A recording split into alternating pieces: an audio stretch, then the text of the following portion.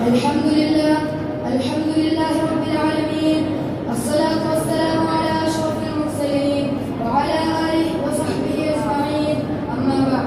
मुहतरम व मुकर्रम काबिल क़दर असातिज़ा इकराम और मुअज़्ज़िज़ सामिईन, मैं आपके सामने बाजमात नमाज की फजीलत के बारे में कुछ बताना चाहता हूँ।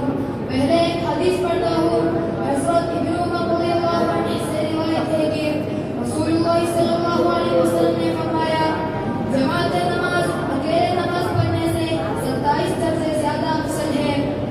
बुखारी, मुस्लिम और तिर्मिज़ी में रसूलुल्लाह सल्लल्लाहु अलैहि वसल्लम ने फरमाया, जमात नमाज अकेले नमाज पढ़ने से 27 दर्जे ज्यादा फजीलत रखती है।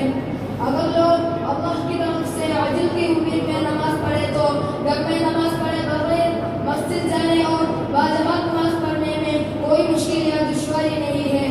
इतना बड़ा इनाम मिलना मुश्किल नहीं है। 1 रुपए के बजाय कोई होगा जो 27 या 28 रुपए छोड़ दे। लेकिन दीन के मामले में खौफ कितना ही पैदा कर दिया जाए और उसके पीछे वजूद करने को तैयार नहीं, और दीन के फवाइद को अपनी नजर में हकीकी फवाइद के तौर पर नहीं देखते। अगर वो देखते हैं कि उन्हें दुनियावी कारोबार में 1 या 2 रुपए का नफा मिलता है तो वो उसके पीछे दिन रात खुश रहते हैं।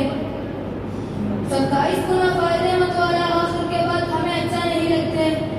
हम सब समझते हैं कि जमात नमाज के लिए जाएगी तो दुकान खो जाएगी और दुकान बंद करनी पड़ेगी।